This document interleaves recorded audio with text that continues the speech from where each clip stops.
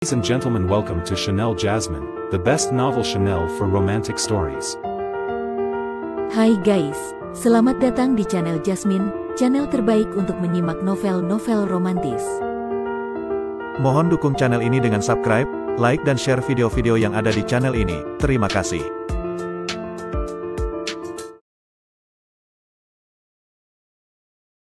Kaisar Agung Seni Bela Diri bab 1477. Benar-benar hebat, menempatkan diri di tanah kematian untuk kemudian terlahir kembali. Inkarnasi Kaisar Api terbentuk kembali, menatap Luo Xiu dengan takjub dan tidak percaya. Saat ini, tubuh Luo Xiu memancarkan aura yang kuat, sama sekali tidak ada tanda-tanda kelemahan setelah melancarkan 3 serangan satu kesatuan berturut-turut. Bahkan tubuhnya yang retak telah pulih sepenuhnya. Di antara aturan-aturan alam semesta, hidup dan mati dapat melahirkan reinkarnasi, dan juga dapat melahirkan penciptaan. Reinkarnasi dan penciptaan, bisa dikatakan, dari sudut pandang yang berbeda, menjelaskan esensi tertinggi dari hidup dan mati. Sebagai perbandingan, hidup dan mati dalam kekacauan lebih langsung, murni penghancuran dan penciptaan. Hidup dan mati dalam reinkarnasi melibatkan jiwa dan roh sejati, sedangkan hidup dan mati dalam penciptaan lebih condong ke asal mula tubuh fisik. Bahkan Kaisar Dewa tertinggi sekalipun, saat berada di tahap awal Dewa Langit, pemahamannya terhadap aturan tertinggi hampir tidak mungkin mencapai tingkat ini. Tetapi Luo Xiu berhasil melakukannya. Di bawah tekanan lawan yang kuat, ia merangsang hampir semua potensinya, setiap kali ia meningkat, setiap kali ia menjadi lebih kuat. Kaisar ini jadi sedikit berharap kau bisa menyelesaikan semua gerbang. Kaisar Api menatap Luo Xiu dalam-dalam, lalu sosoknya menghilang, berubah menjadi lautan api, dan kembali menjadi patung di belakang Luo Xiu. Pada saat ini, Luo Xiu tidak mengatakan apa-apa kepada Kaisar Api, karena kesadarannya masih tenggelam dalam misteri, menempatkan diri di tanah kematian untuk kemudian terlahir kembali, memahami rahasia penciptaan. Banyak raja dewa yang tidak bisa mendapatkan pemahaman tentang aturan tertinggi. Setiap kesempatan untuk memahami dan mendapatkan pencerahan sangatlah berharga. Tentu saja Luo Xiu tidak ingin melewatkan kesempatan seperti ini. Entah berapa lama waktu telah berlalu. Ketika Luo Xiu membuka matanya, kekuatan gaib kelimanya sudah mulai terbentuk, bisa dibilang baru saja tercipta. Kekuatan gaib ini bisa digambarkan sebagai menempatkan diri di tanah kematian untuk kemudian terlahir kembali. Dalam kondisi tubuh yang mencapai batasnya, ia bisa memulihkan dirinya sendiri dalam sekejap, kembali ke kondisi puncak. Situasi ini mirip dengan yang disebut kilatan cahaya terakhir sebelum kematian. Oleh karena itu, Luo Xiu menamai kekuatan gaib ini, seni terlarang cahaya kembali teknik dewa perubahan. Semua kekuatan gaibnya diciptakan dan dikembangkan berdasarkan teknik dewa perubahan. Dia hampir berjalan di jalan yang sama dengan Kaisar Dewa tertinggi, menciptakan teknik terlarangnya sendiri, dan tidak menjadikan teknik terlarang warisan Kaisar Dewa tertinggi sebagai teknik utamanya. Bahkan eksistensi seperti Kaisar Hijau, Kaisar Hitam, dan Kaisar Api pun memuji habis-habisan kekuatan gaib terlarang yang ia ciptakan, menyatakan bahwa jika dibandingkan dengan teknik terlarang yang diciptakan oleh Kaisar Dewa tertinggi di masa lalu, miliknya jauh lebih unggul. Berpuluh-puluh ribu tahun yang lalu, Kaisar Dewa tertinggi mengalahkan Kaisar Hijau, lalu berhadapan dengan Kaisar Hitam, tetapi kalah tipis dalam satu jurus. Sekarang, Luo Xiu tidak hanya mengalahkan Kaisar Hitam, tetapi juga mengalahkan Kaisar Api yang lebih kuat. Ini berarti di alam Dewa Langit, dia telah melampaui Kaisar Dewa tertinggi di masa lalu. Jika ia bisa terus mempertahankan momentum ini, maka di masa depan jika ia berhasil membuktikan Dao menjadi Kaisar Dewa, ia pasti akan menjadi Kaisar Dewa terkuat nomor 1 sejak era kuno. Kaisar Hijau mengolah kayu, Kaisar Hitam mengolah air, Kaisar Api mengolah api.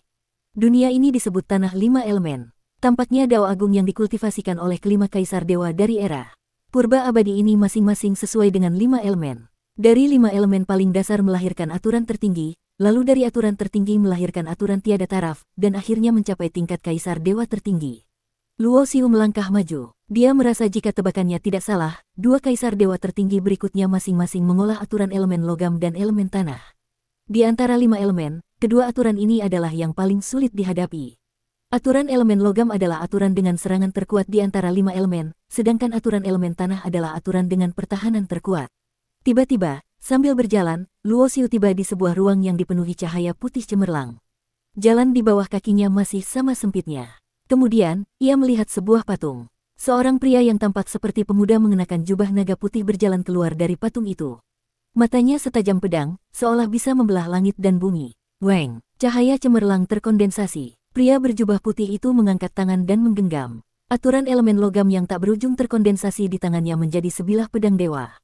Pedang dewa ini seluruhnya terbuat dari kaca, seperti diukir dari giok putih. Aura ketajamannya yang mengerikan tak terbendung, memberikan perasaan yang sangat menakutkan.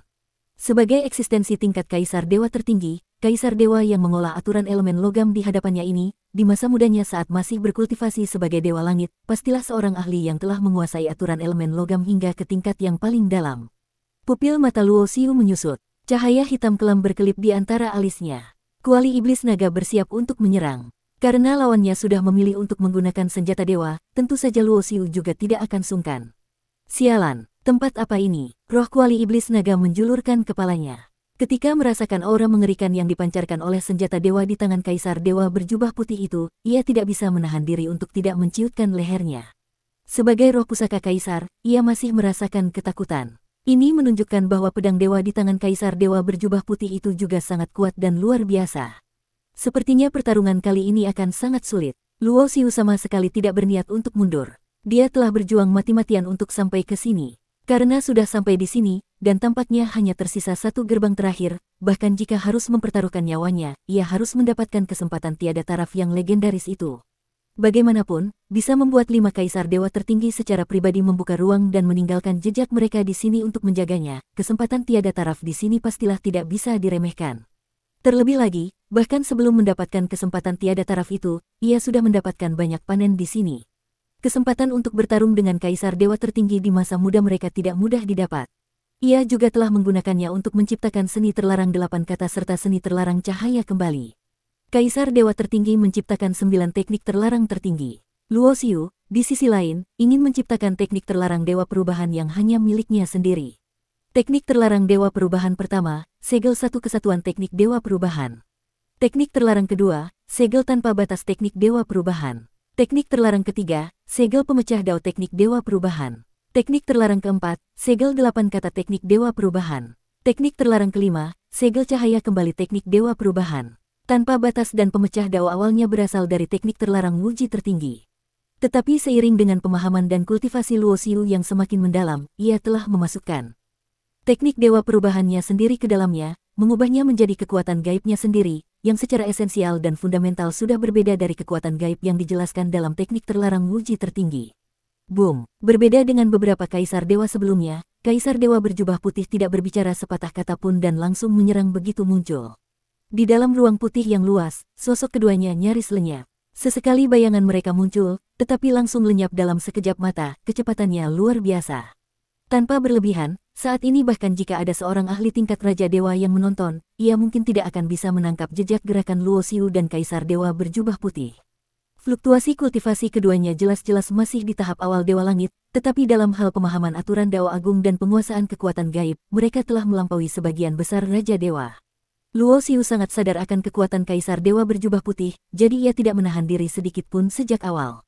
Cahaya dewa keemasan di sekujur tubuhnya bergelora dahsyat, berubah menjadi api emas, kekuatan tempurnya meningkat hingga ke puncak, dan ia berubah menjadi wujud setinggi 100 meter.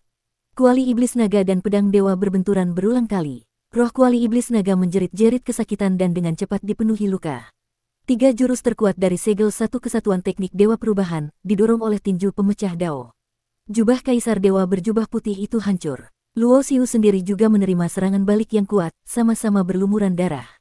Namun, Luo Xiu tidak menggunakan seni terlarang cahaya kembali. Sebaliknya, ia membiarkan kuali iblis naga melayang di atas kepalanya untuk menahan serangan Kaisar Dewa berjubah putih.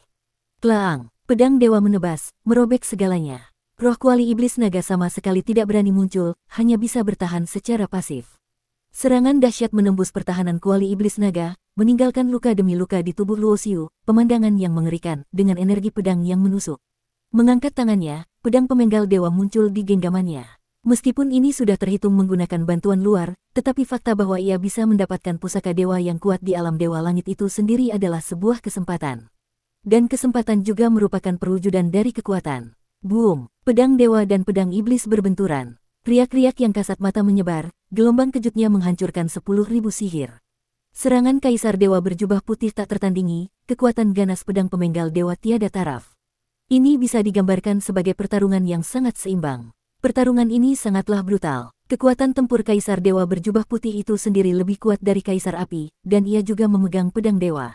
Meskipun Luo Xiu memegang pedang pemenggal dewa, dengan kuali iblis naga di atas kepalanya, dan melancarkan 3 kali tinju pemecah dao terkuatnya, ia tetap hanya bisa melukai lawannya, jauh dari bisa mengalahkannya, apalagi membunuhnya. Akhirnya, Luo Xiu menangkap sebuah kesempatan. Tiba-tiba ia mengedarkan seni terlarang cahaya kembali, membuat kekuatan tempurnya kembali ke puncak. Pada saat yang sama, ia tiba-tiba mengeluarkan besi penekan dewa. Dengan kekuatan penekan yang dahsyat dan tak terduga, ia berhasil memengaruhi Kaisar Dewa berjubah putih selama sesaat. Dan momen sesaat inilah yang menentukan kemenangan dan kekalahan dalam pertarungan ini.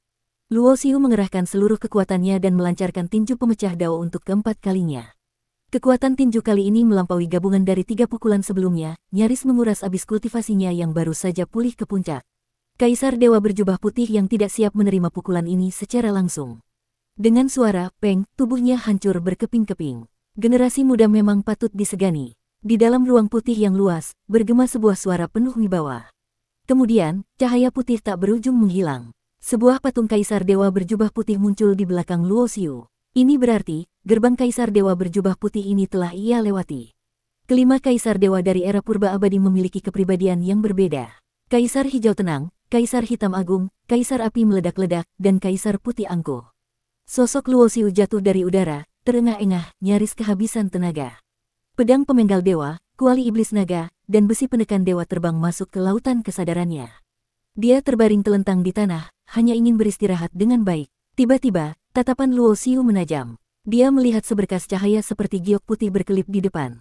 Dia berdiri, menyeret tubuhnya yang terluka dan berlumuran darah, lalu berjalan mendekat dan melihat sebilah pedang dewa tertancap di tanah. Pedang dewa ini bentuknya kuno, seluruhnya terbuat dari giok putih. Di mata pedangnya, cahaya putih berkelip, ujungnya sangat tajam, memancarkan aura membunuh yang luar biasa. Sekilas, Luo Xiu langsung mengenali pedang ini. Itu adalah pedang dewa yang dipegang oleh Kaisar Dewa berjubah putih saat bertarung dengannya. Weng! Saat Luo Xiu mengulurkan tangan dan memegang gagang pedang, sebuah suara masuk ke dalam lautan kesadarannya. Ini adalah pedang dewa yang dipegang oleh Kaisar ini sebelum membuktikan dao. Dihadiahkan kepada orang yang ditakdirkan. Suara ini tidak asing bagi Luo Xiu, itu berasal dari Kaisar Dewa berjubah putih. Dan orang yang ditakdirkan yang ia maksud, tidak diragukan lagi adalah dirinya sendiri. Jelas, hanya dengan mengalahkan inkarnasi Kaisar Dewa berjubah putih yang ditinggalkan di sini, barulah bisa mendapatkan pengakuannya dan mendapatkan pedang dewa yang ia pegang sebelum membuktikan dao. Bagi eksistensi yang sudah membuktikan dao menjadi Kaisar Dewa, pedang dewa ini tentu tidak banyak berguna, paling banyak hanya sebagai kenang-kenangan.